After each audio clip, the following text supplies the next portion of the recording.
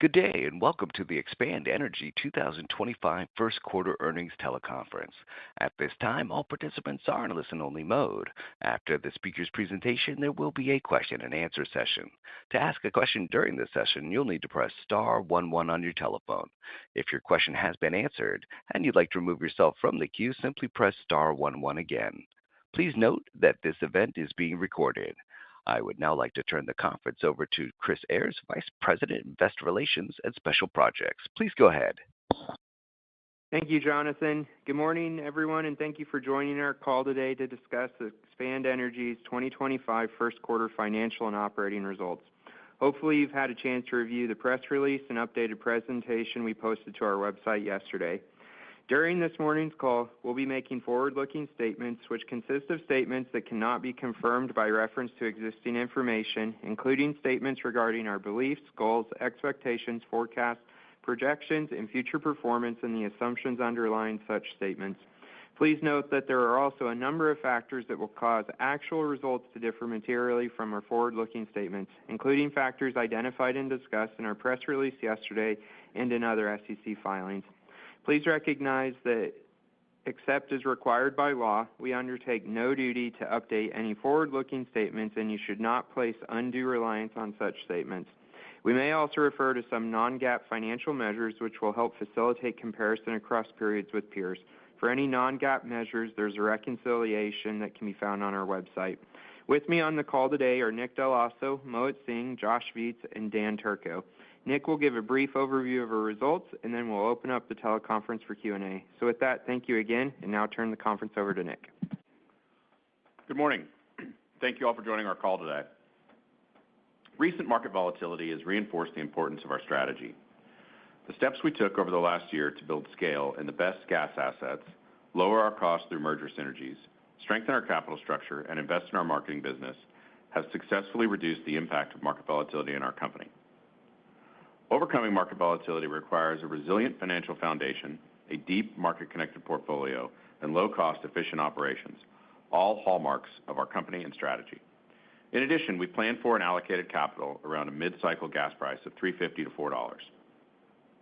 While markets have been volatile, this pricing is still consistent with the forward strip, and our view has not changed.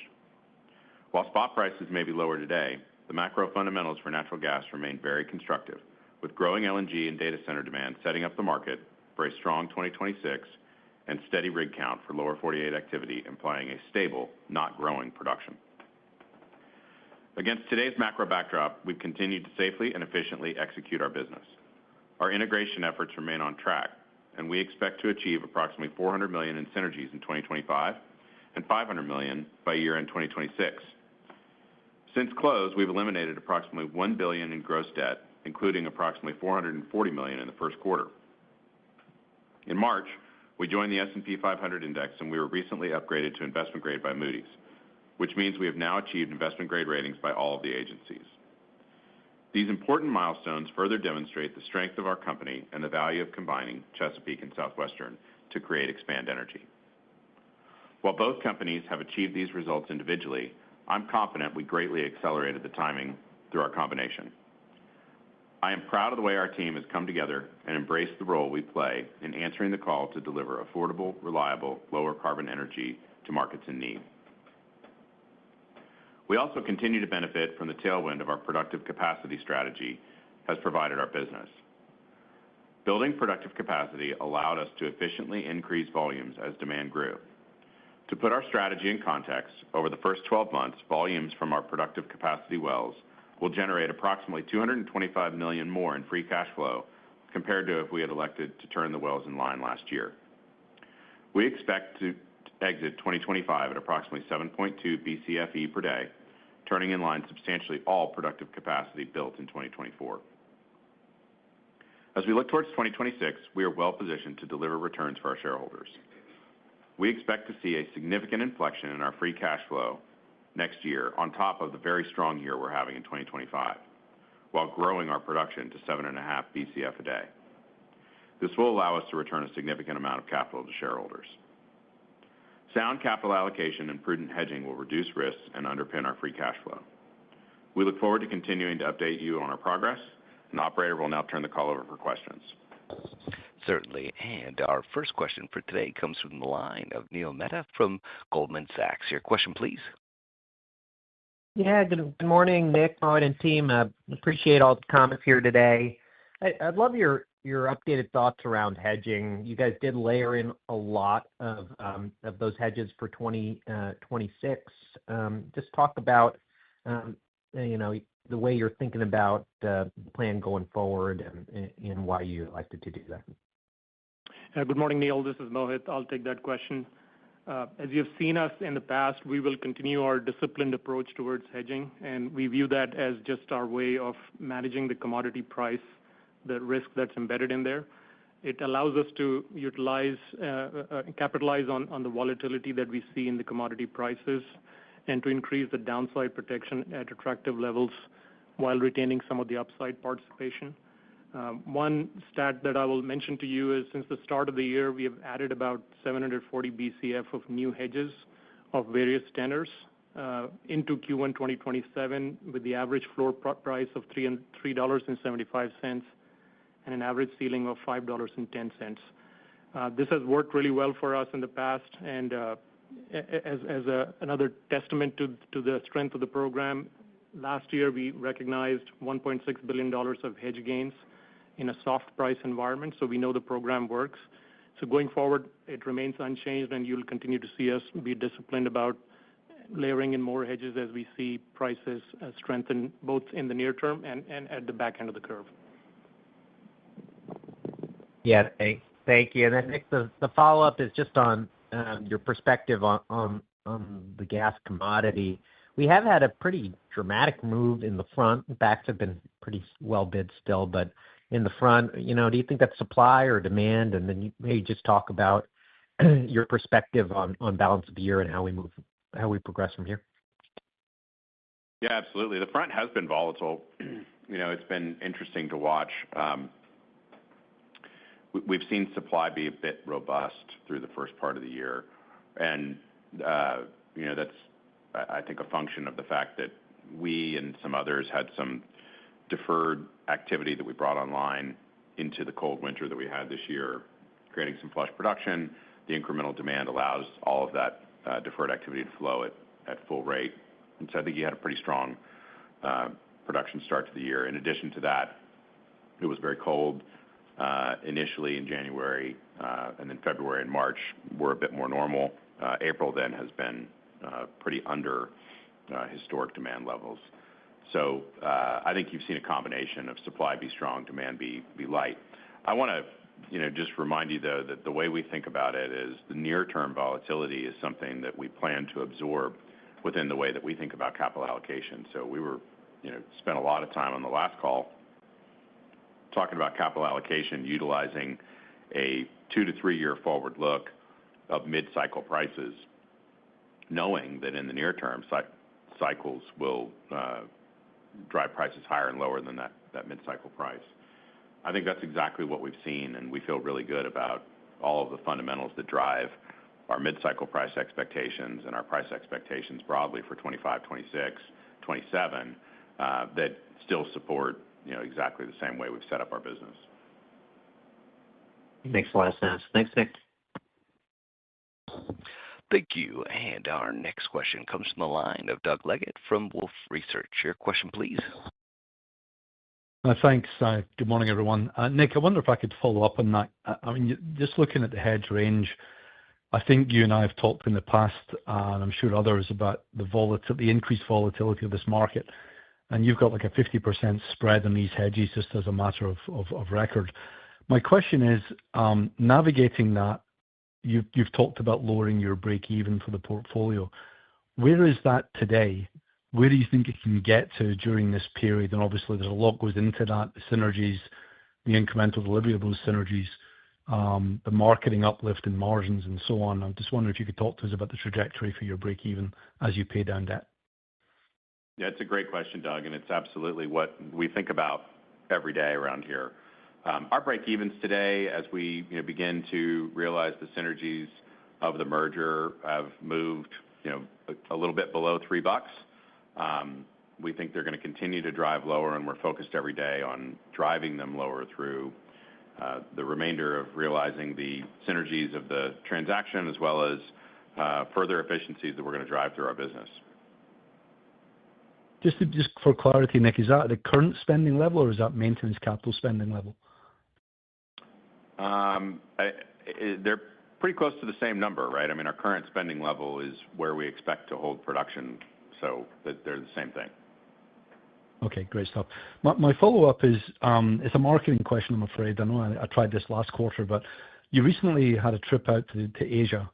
I know you're looking at outlets, all over the place, I guess, for your gas as the biggest gas producer now in the U.S. But I'm curious if you're ready to offer any kind of insight as to what impact that can have on realized prices for you guys, and to the extent you can share what that LNG potential supply might look like for expand going forward into U.S. LNG facilities. Hey, good morning, Doug. This is Dan. I'll take that question. So on the LNG side, as you'd expect a company of our size now, after the merger and scale, that we've been in a lot of conversations about potentially entering the LNG business. And the reference, we've been out in Asia lately talking to numerous opportunities. I think where we're currently situated, and especially in the Haynesville, we're well positioned to grow that value chain. And we're in numerous conversations at the moment at various stages of the projects. And I'm not going to comment on anything that's commercially sensitive, but I think there is value there for us to either sell into those projects or even go further downstream to expand our value chain and look for more upside. The key in this is to have the right risk-reward balance as we get into that, and make sure that intrinsically we're in the money on what we're doing, and then try to capture that extrinsic upside after. But again, early conversations in various stages at the moment that don't want to comment beyond that. Good to hear you on the call, Dan. Thanks so much. Thank you. Thank you. And our next question comes from the line of Zach Parham from J.P. Morgan. Your question, please. Hey, thanks for taking my question. Wanted to ask on the cash return program. In this first 6-month period of the new framework, you're going to have some free cash flow that falls into Tranche 3. Can you just give some detail on how you're thinking about cash return from that bucket? Do you plan to be active buying back the stock, or will you lean more towards a variable dividend, or maybe a combination of both? Yeah, thanks, Zach. So, we're really pleased with our return framework. We think it's set up well for this year. We're just getting into the point at which we'll start to determine now how that Tranche 3 will be applied. And we'll be thinking about that over the coming weeks. I think Mohit may have some more to add here. Yeah, Zach, the things I will add is we view a strong balance sheet as a competitive advantage, and that's something that we will continue to focus on. We remain very pleased with the progress we have made so far in terms of paying down around $1 billion of gross debt. So that's very close to the target we had set for ourselves of $1.1 billion by end of 2025. The last thing I'll say to you is, if you look at our historical track record, we have returned about $3.7 billion to our investors through a combination of base dividends, variable dividends, and buybacks. So that should demonstrate our unwavering commitment to return cash back to the shareholders. And as Tranche 3 gets waterfalled into at current prices, you should expect us to be active in the market if the stock is trading in the right levels. Thanks. And then my follow-up, wanted to ask on Haynesville activity levels. In the slides, you show you're up to 4 frac crews there. That compares to the prior disclosure that it indicated you'd average 3 crews for the year. Can you talk about what's changed from an operational perspective? Have you pulled forward a little bit of activity, just given some higher pricing? Just curious what's changed in the operational plans there. Yeah, really, Zach, I would say we're on track with the plan that we laid out back in February. We knew coming into the year carrying a higher level of DUCs than maybe we have historically, that there'd be an opportunity to work down that inventory. And so really the expectation is across this quarter and maybe carry a month or so into Q3 that we'll run a 4th frac crew. And so, that, is going to average, between 3 and 3.5, for the full year. But again, that's really in line with how we saw the setup, for the full year. where we saw the earlier part of the year really focused on the deferred till activation.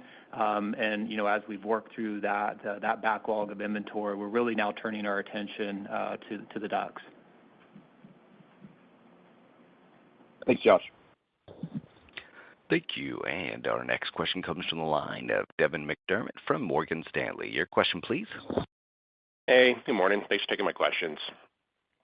So you had a slide in the deck, I believe it's slide 8, just highlighting some of the trends you're seeing on well costs and the fact that there's no material impact from tariffs. I was wondering if you just talk through in a bit more detail some of the different buckets there, the trends you're seeing, and how the overall number, that 0 to 2% deflation, kind of compares versus your expectations going into this year. Yeah. Good morning. It's Josh. We've obviously seen some weakness coming into the year in terms of the OFS market, and in conjunction with the merger, creating more scale within the basins that we've operate in. We've been successful, at renegotiating some key contracts, and that's given a little bit of a tailwind. And of course, that's something we were well aware of when we issued guidance in February. So, that all is embedded in the plan. And so as we look forward and look out to the rest of the year, and specifically around tariffs, there's clearly going to be a little bit of pressure, that shows up associated with tariffs, and in our business, that is going to show up within our casing cost. Now, I think a couple of things that are important to note. One is, roughly 80% of our casing is sourced domestically. So there is some level of insulation, but we know as imports, costs rise, that will likely, kind of bleed into some of the domestic cost as well. But another important point is the simple fact that, the majority of our casing is contracted through the third quarter. And so the exposure to those tariff-related impacts are somewhat muted. And so, really, when you add all those things together, that has led us to a spot to where we would expect costs from 24 to 25 to be flat to slightly down. We'll continue to, work with our service providers. We have some really great relationships, that we manage. So, that's going to be a focus for us going forward. And of course, I think a spot that, maybe creates a little bit of a tailwind for us as well is just really, I think, the outlook in the oilier basins, specifically within the Permian. If we see any material pullback in activity there, I think you could expect some additional deflation, showing up across our business. Got it. Okay. That's really helpful. And then I wanted to step back and Nick, ask you a higher level strategy question. One of your peers recently announced a bolt-on transaction in Appalachia, and you highlighted the success of the Chesapeake Southwestern merger in some of your prepared remarks. And it's very evident in the operating results over the last few quarters as well. And I imagine that given the quality of the portfolio that you have, it's a fairly high bar for further deals or further M&A. But I wanted to get your high-level views on further industry consolidation, the role you see Expand playing in that, and what kind of key financial or strategic metrics you would look at in evaluating any potential opportunities going forward. Yeah. Hey, Devin. So you're right. We just completed a really big merger. We have our hands full realizing the remainder of the synergies there. It's going great, but it takes a ton of work, and we're very, very focused on that. Going forward, we'll continue to pay attention to things that are out there. That's part of our job. We're going to remain grounded on our non-negotiables when we think about additional deals. And so, there's probably things that will look attractive to us at some point in the future. I can't predict when, and I can't predict exactly what, but I can predict that they will meet our non-negotiables. Understood. Thank you. Thank you. And our next question comes from the line of Nitin Kumar from Mizuho. Your question, please. Hey, good morning, guys. Nick, I wanted to maybe touch on, there's been some discussion from the president about the Constitution Pipeline. As one of the larger producers in the Northeast Marcellus, you are positioned to be benefiting from that. So could you maybe talk a little bit about, what you think the chances are of that pipeline being built? What might the timeline or the commitment required look like? And then maybe just generally, are you seeing other opportunities for expanded demand for gas within the Appalachia? Hey, Nitin, this is Dan. I'll take that question. As you said, it's good to see infrastructure being discussed to build out, whether it be pipelines, compression storage, power, these data centers. And more broadly, I'd add that it's good to see active discussions around permitting and regular process in certain jurisdictions to try to streamline some of that. And Appalachia has this clear need for takeaway, and we're supportive of these discussions. And I know Williams is currently working hard at the specifics, and we're going to take a hard look at it when we have more details. But as it stands, yeah, it's still early days, but could be beneficial to our portfolio. But we'll look at the cost benefit of getting in that pipeline. And you mentioned the power demand. We've seen a lot of that. And again, we're in active discussions in Appalachia with many power demand producers and data centers as well, various stages. Again, won't get into any specific commercial discussions there, but in general, good to see the build out and the discussions happening, and we're going to look hard at these opportunities. Great. Thanks for the color, Dan. And then my follow-up is just on the cadence of spending. First quarter came in just a little bit below your expectation, but good to see that momentum. You talked about deflation here. You've maintained your full year target. So maybe this one might be for Josh, but what is the cadence of the deferred tills, the DUCs, and then at what point do you expect to start seeing the spending on the productive capacity for 2026? Yeah, and so, first of all, I think it was a really good quarter for us operationally. There was a ton of activity for us, bringing on, just under 90 wells in the quarter. I would also just note that, from a drilling execution standpoint, we continue to perform at a really high level. We had record quarters from a footage per day perspective in both the Haynesville and in Northeast Appalachia, while drilling the longest lateral ever in our Southwest App asset at over 25,000 feet. So really pleased with the way the operations are going. In the Q1 number, there's definitely an impact of seasonality operations within there. We tend to do a little bit less planned maintenance work. Our workover spend is always going to be a little bit less, which is impacting us both in terms of the production expense and capital side as well. So you'll start to see some of that expense and capital, rolling into the second quarter. And then, as I mentioned earlier in a prior question, we're also, adding a fourth frac crew in the Haynesville, for a short period of time, which again is allowing us to, start to draw down the DUC inventory that we built up last year. As we look forward into the second half of the year, that's really where you start to see the productive capacity CapEx show up. So, we've talked about the incremental $300 million there. And that will really be kicked off with the addition of an eighth rig in the July timeframe, with expectations we'll be adding rigs in both Northeast Appalachia and Southwest Appalachia in kind of the fall timeframe. And so that will get us on plane to, exit, the year at around 7.2 BCF a day and spending, roughly $3 billion a year in total for 2025. Great. Thanks for the color, guys. Thank you. And our next question comes from the line of John Freeman from Raymond James. Your question, please. Thanks. Good morning. Just a question as the Haynesville gets ramped over the next few years, is there any sort of additional either infrastructure or just sort of non-D&C spending that we should be aware of, or does that sort of percentage of total capital in the Haynesville for non-D&C stay at a similar sort of rate? There's nothing planned right now for non-D&C infrastructure in the Haynesville, John. We had an opportunity a couple of years ago to participate in the NG3 pipe. That capital has really all been spent now. The pipe should come online at the end of this year. It's a great project. We're really happy to be in that. There's nothing else that's in front of us today, but I think we loved that opportunity. And if something else like that came along that offered us great access to an attractive market, we could choose to do something like that again, but there's nothing in front of us today that represents that. Got it. And then just the follow-up for me on, y'all have obviously done a really good job of making progress on a synergy capture, and just sort of looking at the slide that y'all have got, in your deck in slide 6.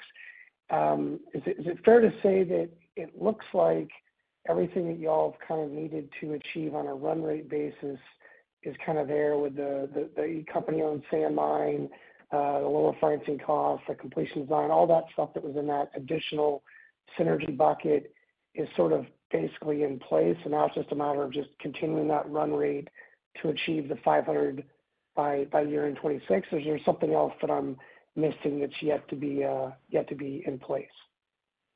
No, really, John, I'd say we're on track. We feel, really good about, how the integration has gone. The teams are, performing at a really high level. We've had another really great quarter of drilling in the Haynesville, which, has just given us even more confidence in our ability to deliver, the synergy there. So, yeah, I would say at this point we're on track, for the $400 million synergy delivery by year-end 2025 and 500 by the end of next year. Thanks. Appreciate it. Thank you. And our next question comes from the line of Keely Akamine from Bank of America. Your question, please. Hey, good morning, guys. I want to ask about the Haynesville guidance. Can you kind of give us a sense of where Haynesville gas production is in real time, i.e., what is it today or perhaps at the end of March? If the message is that you're getting to 295 BCF a day in 2Q and holding flat, I guess the nuance there is that the Haynesville's largest producer isn't growing very much for the rest of the year, and that's constructive for second half 25 balances. But you also mentioned that the NG3 pipe is coming on at the end of the year, and you have capacity on it. So I'm kind of wondering how that gets filled. Yeah. Hey, Keely. So good question. It's exactly right that we're going to reach that level of production during the second quarter, and then it'll flatten out for the rest of the year without any incremental growth until we get into 2026. That said, we are planning a redirect of volumes into the NG3 pipe. We have a lot of production around the basin. A lot of it flows through IT today, intermittent transport today, or interruptible transport today. And so we have a lot of flexibility in where we deliver our volumes. And we actually look forward to optimizing that flexibility through the work of Dan's team going forward to increase realized prices. You got it. I appreciate that. Next, I'd like to go to operating expenses versus our estimate. That's where the beat was in this quarter. We were kind of expecting a certain cadence for unit costs that starts high and trends lower as you grow volumes. But in 1Q, you're already at the low end. So kind of wondering how that trends from here. Yeah, this is Josh. We do expect spend to, on an absolute basis, to increase as we get into, the later spring and summer months. And, as I mentioned earlier, we just really peel back some of our planned maintenance activities and workover expenses in the first quarter. And so, as production, will pick up, into the second quarter relative to Q1, it's just a simple fact that our absolute spend is moving up in concert with that. There's clearly some things that, we see that are going well, within our production expense, but it's still really early in the year. And, we want to, kind of get another quarter under our belt. And, but at this point, we feel pretty good about the guide that we've offered. Thanks for taking my questions, guys. Thank you. And our next question comes from the line of Phillip Jungwirth from BMO. Your question, please. Thanks. Good morning. When you think about your $3.50 to $4 mid-cycle view, just with the lower crude price, I was wondering how associated gas plays into your outlook, and generally what level of oil production does that assume from the lower 48, and if we undershoot that over the next couple of years, how would you think about upside in terms of incremental call in the Haynesville? Associated gas is pretty complicated to model, as you guys know, because you have from the Permian, you have had growing volumes, but then you also have an increasing GOR. Our approach to modeling Permian gas over the last couple of years has been really simple. Model the pipeline capacity that's coming online, and it will be filled. And that's held true. And I think that's still going to be true for a bit. We're going to continue to see increasing GOR. We saw how quickly Matterhorn filled, even though it didn't appear that there were a lot of DUCs in the basin leading into that. And so I think there's just the basin continues to prove that associated gas is available when pipeline capacity is available. That said, if we see a material pullback in rig count in the Permian, then that'll change. And that could be a really interesting development for the dynamics of lower 48 supply. But we're just going to have to watch that. There's a lot of predictions out there right now cuts to rigs in the Permian. We've seen anything from 20 to 50, but we haven't seen a lot of specific plans just yet. So we're going to be watching that really closely. Great, thanks. And you had really strong realizations across the board, but did want to ask about the Haynesville specifically and just your medium-term outlook there for differentials or netbacks, just with several new pipes starting up in the play, including your NG3 pipe, LNG ramping, supply being slow to respond, and maybe with that, any update on the gas marketing and trading efforts that you've established over the last year? Yeah, I think really what you're touching on there, Phil, is just the dynamics of the overall market, the bigger fundamental trends, which is that demand is growing and growing pretty rapidly, particularly along the Gulf Coast as all this LNG capacity comes online.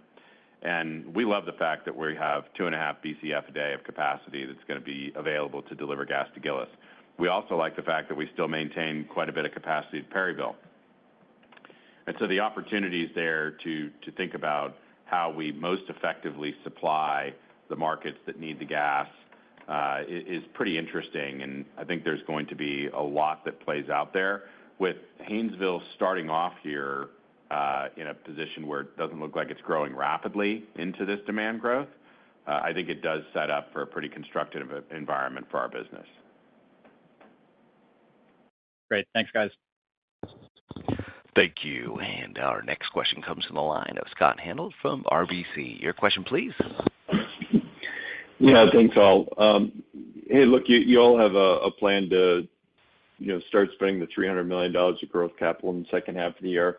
Can you give me a sense, given the volatility in just sort of the broad macro environment, how do you think about the optionality of doing that or not? If the gas market does break down, would you go ahead and spend that and build to that productive capacity, or would you defer the spending to next year? I guess the third option is, do you spend it this year and just build a deferred kind of till backlog? Just, which one of those options would you kind of evaluate doing if the macro remains uncertain and prices come down a bit?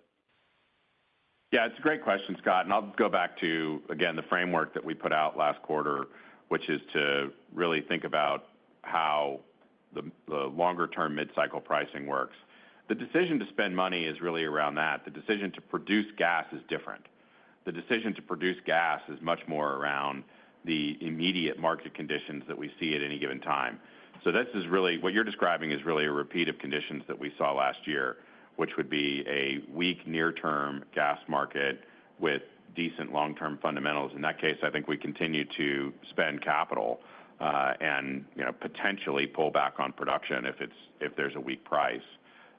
We can pull back on production by curtailing flowing volumes today or deferring turn-in lines. We did both last year. So I think we have a track record of being very responsive and not oversupplying a market that doesn't need gas. That said, if the longer-term trends change, if the fundamentals change in some way, then you change your capital program. And so we really think about those things, as very separate decisions. And it's that flexibility that we built into our business, built into our decision-making, and that we manage risk around through hedging and through how we allocate our capital, we think is a real positive evolution for the way we run our business and a strategic advantage that we can manage given our strong balance sheet, our approach to hedging, our ability to deliver gas out of several different areas of the country through a lot of different pipes. So we have the flexibility to grow production when we choose to and to pull back and manage that pullback across a lot of areas without incurring onerous fees. No, that's really good. I like the way that's played out. My follow-up question is going to go back to one of the earlier questions on Tranche 3 as you move into that. And I understand obviously you're not going to give us exact color on how you're going to return that cash, but can you give me a sense of with your discussion with investors, how do they view the variable dividend? And we've seen a lot of this sector kind of back away from variables in favor of buybacks. Can you give us your general view on the value in the variables? And do you think your investors or just broadly investors would welcome that? Hey, Scott, this is Chris Ayers. I'll take this one. So we actually see a pretty solid response to both buybacks and variable dividends. The benefit of the variable dividend is it de-risks the investor's investment. And that's unilateral across the board in terms of receptivity of that embedded TSR through a cycle. And if you look at our history as a company with the variable dividends that we've paid out, that's made up a solid portion of our TSR, regardless of how the equity price traded down or up with the gas price. Now, going forward, we would expect it to be a combination of both, as Nick talked about, with the variable dividends and buybacks. We see benefit in being able to have that through-cycle repurchasing power that buybacks bring for our business and being able to drive that per-share accretion. And so we do see across our investor base, though, a belief in the support that a variable dividend provides for our TSR, and part of the reason why we'll look to combine both variable dividends and buybacks through a cycle. Thank you for that. Thank you. And our next question comes from the line of Matthew Portillo from TPH. Your question, please. Good morning, all. Just one question on my end. I was curious if you might be able to talk a little bit about the Utica, just your acreage prospectivity. I think you guys have about 5 wells planned to till there this year, and kind of what you're looking for from a resource unlock perspective. Yeah, good morning, Matt.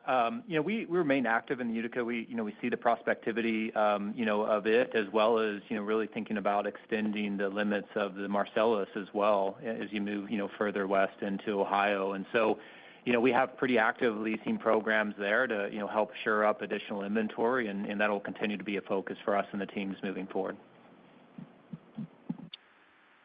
Perfect. Thank you.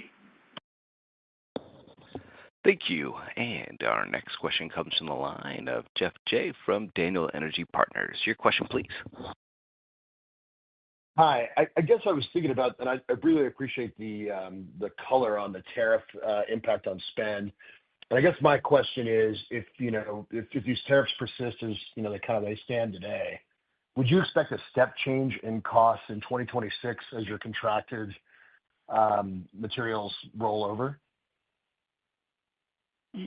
Well, if you want to think about the single sector of OCTG, I think there is the potential for those costs to reset into 2026. But just as a reminder, there's just so many other market dynamics that have the potential to impact costs. Largely, activity that we see occurring across the lower 48 and specifically in the Permian. In addition to that, we continue to invest in our business and things like a company-operated sand mine, water infrastructure, that we have in our back pocket to offset any potential cost increase in the future. Hey, Jeff, this is Nick. One way I think about this is that certain raw materials like steel are going to be pressured up if the tariff situation continues. But we're also seeing that that's driving oil prices lower. That's going to drive activity lower across the industry. So you have certain raw materials going up and then service costs coming down, just kind of summarizing what Josh said. But those two are obviously connected to each other and work opposite of each other. Yeah, that makes sense. All right. Thank you. Thank you. And our next question comes from the line of Michael Scialla from Stephens. Your question, please. Morning, everybody. Nick, you mentioned you expect free cash flow inflection next year, which is interesting given how capital efficient 2025 is with the return of the deferred tills and the DUCs. Can you talk about the drivers for that inflection next year? Is it primarily due to just the way the strip price is, or how much of that depends on further efficiency gains? Yeah, no, the efficiency gains will come from the final realization of our synergies. So there definitely is some, and we're excited about that. But the biggest driver is that we'll be getting up to the production levels of 7.5 BCF a day that we're targeting. And that's a pretty good gearing factor as you go into a higher priced environment. And of course, we're hedging that higher price environment every day. You saw how much we hedged in the first quarter when prices were robust, and we'll continue to look for those opportunities. Got it. And you've talked about the tariffs from a cost perspective. I'm wondering if you could talk more broadly, just from a high level, how you think about that potentially impacting LNG markets, and is that having any impact on your discussions on your gas marketing efforts? Hey, Mike, this is Dan. On the LNG front, if you're talking about online capacity today, we don't really see any issue coming from the tariffs. I mean, China had implemented tariffs, I think, in February, and you see reoptimization of cargoes around the world just to place all those cargoes in the market. And we've seen no slowdown in the construction of facilities currently online, and we've seen no slowdown in the conversations we've had with potential new LNG capacity online. So really, in the near midterm, we don't really see a challenge. Yeah, there may be, as Nick said, on the upstream side, there might be a cost challenge coming to some of these projects, but really no slowdown we've seen. Appreciate it. Thank you. Thank you. And our next question comes from the line of Leo Mariani from Roth. Your question, please. Yeah, I wanted to follow up a little bit on sort of price synergies. So you guys talked a lot about this when the Chesapeake Southwestern merger was announced. You certainly, mentioned that you're engaged in a lot of discussions. You hit your investment grade ratings. Clearly, production is up. I know you can't comment on specific projects, but maybe just talk about your kind of level of confidence on getting some of these gas price related synergies today versus when you announced the Chesapeake Southwestern merger. Haley, I'll take that question as well. I'm quite excited about this opportunity that we had to create something unique for this company in terms of optimizing our portfolio. It's early days with this new MNC organization, but the team has actually done quite a bit so far. I mean, bringing the two portfolios together in 90 days was a pretty impressive feat. They've already had some early wins by connecting the portfolio across the FT and getting some optimization value. And so going forward, we're going to try to do more of this at scale, right? Just continue to optimize our portfolio, something Nick talked about in the Haynesville where we have the NG3 pipeline coming on. It gives us a lot of daily optionality. I'm really excited about what we can do, and we've had some recent hires come on board to increase our capacity to do so and also our capabilities. So going forward, I'm quite confident about our ability to make more money and more margin through this new organization we're creating. Okay, appreciate that. And then just on the operational side, obviously you guys had really good success here in the first quarter. Certainly got kind of more than kind of a quarter of the tills done here in the quarter. Sounds like you're bringing on another frac crew as well in the Haynesville and 2Q. So it feels like the ops are a little bit ahead of schedule. Just wanted to kind of take your temperature on the ops side here. So to the extent that you continue to execute well operationally, could we see a few more tills than you've guided to here in 2025, or would you guys likely maybe choose to kind of save some CapEx, towards the back end of the year, for quote unquote budget exhaustion? Yeah, well, first of all, Leo, we have had a good start to the year and really pleased, with the overall operational performance. But, right now we really remain focused on, creating, as efficient a business as we can. And, as we talked about on the last call, it's really about getting our business, up to that 7.5 BCF a day mark. And if we're able to achieve that, through less activity, i.e. less drilling rigs, because we're drilling faster, that's likely the path, that we would end up taking. So we feel good about the plan that we've laid out, and, remain on track to deliver that guidance. Okay, thanks. Thank you. And our next question comes from the line of Betty Jiang from Barclays. Your question, please. Good morning. I just have one clarification question on the return framework. How to think about determining the available cash flow for cash return for the rest of the year. Your target provided last quarter was $500 million, broken into two $250 million tranches per each fiscal half year. With the $468 million that was done in 1Q, do you see that meeting your first half requirement, or that's effectively completing most of your requirement for the year? Yeah, Betty, this is Mohit. So the way, if you go back to when we unveiled the program, we set it up as 2 evaluation periods. The first evaluation period is the first half of the year. So you really need to look at the first quarter and the second quarter together. And that's the way we've been viewing it. And as Nick previously signaled, at current commodity prices, we see enough free cash flow to be able to service tranche one, which is the base dividend, and then we've made good progress on tranche two, which is net debt reduction. So we do expect some free cash flow to go into tranche three, which is where we will have some discretion on how much to put towards variable versus buyback, the 75% that's allocated to it. So hopefully that helps, but the way you should think about it is in terms of the evaluation periods. Yeah, but as to the pace, Betty, I would just note that we had a piece of debt that matured in January, and so that drove the pace there for the first part of the year. Got it. So second half will still get reevaluated separately.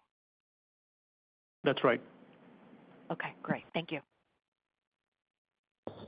Thank you. And our next question comes from the line of Paul Diamond from Citi. Your question, please. Thank you. Good morning, all. Thanks for taking my call. Just a quick one talking about the kind of the synergy outlook. So you've done a pretty good job of both the OpEx and capital side of kind of progressing towards that $400 million per annum by year end. Seems to be a bit more chunky. Just wanted to get an idea if we should think about that more, kind of like step changes along the way, or should it be more thought of as linear going forward? Yeah, hey, Paul, it's Nick. The way I think about that is we're really pleased with what we've accomplished so far. If you think about like the drilling and completion synergies, we're seeing the full element of synergies achieved with the individual wells that we're drilling today. But in order for us to achieve the aggregate dollar amount of synergies projected for the year, we have to drill all the wells in the program for the year. So I would say we are, complete in terms of our ability to capture the synergies, and now we just have to execute our plan to complete capturing them. Does that answer your question? No, it makes perfect sense. Appreciate the time. I'll leave it there. Thank you. Our next question comes from the line of Kevin McCurdy from Pickering Energy Partners. Your question, please. Hey, good morning. I have another question on the marketing side. Slide 13 of your deck details your marketing contracts and talks about a BCF a day of going to Gillis and in 4Q25. Do you have any color or expectations for how that market at Gillis is shaping up and how that could impact your margins? Hey, Kevin. Thanks for the question. This is Dan. Yeah, we're excited about that capacity coming online that Nick talked about that gets us down to Gillis. And really, we're excited because the real growth we're seeing down there with the growth in LNG under construction, right? You have Plaquemines ramping up right in our backyard. You have Golden Pass that we hope to come online in 2026. And then you have just recent announcements from Woodside on Louisiana LNG that's going to bring more demand to that market over time. So we're expecting that market to be quite a premium market and basis to increase there. And not only there, but across the Haynesville, as there's going to be a pull across the total Haynesville to bring gas to that area of demand. Great. So it sounds like positive for margins. And then maybe for a second question to ask a different way on the CapEx trajectory, you came in low in the first quarter. The guidance points to a step up in 2Q. Any color that you can share on the expectations for the back half of the year as it compares to Q1 and Q2 for CapEx? Yeah, we would expect the trajectory, through the third and fourth quarter to be, relatively in line with where our Q2 CapEx is. Great. Thank you. Thank you. And our final question for today comes from the line of Charles Meade from Johnson Rice. Your question, please. Good morning, Nick, to you and your team there. You guys have really had a murderer's row Q&A lineup this morning. So I'm impressed, and thanks for taking the time. I just have one short question on TILs. I think it'll be a short question. Have you guys seen anything that surprised you, either positive or negatively, as you brought on these deferred TILs that were kind of sitting bottled up for whether 2, 3, 4 months, and is there any kind of difference in that answer, variation between what you've seen in the Haynesville, Southwest App, or Northeast App? Yeah, thanks for the question, Charles. Really been incredibly pleased, with what we've seen to date. I mean, first of all, if you just think about the amount of activity that we've been managing, in fact, if you were to go back to the fourth quarter, we've now brought on 130 wells over the last 2 quarters. So, the teams have just done a phenomenal job, managing a lot of activity in a short amount of time. The well performance that we see it looks undisturbed from, anything that we would expect if you were to bring these wells online with normal cadence. You were always gonna expect to see some level of variability depending on the types of wells we bring online, so upper versus lower, or, the various parts of the Haynesville where productivity can vary as you move from, north to south. But again, just really pleased with, the overall execution of our productive capacity strategy. That's great detail. Thanks, Josh. Thank you. This does conclude the question and answer session of today's program. I'd like to hand the program back to Nick Dell'Osso for any further remarks. Thanks, everybody, for your time today. Look forward to seeing everybody out on the road as we get out and meet with investors. As usual, you can reach out to our team with any other questions, and we'll look forward to seeing you guys around the first week of August for next quarter's results. Thanks. Thank you, ladies and gentlemen, for your participation in today's conference. This does conclude the program. You may now disconnect. Good day.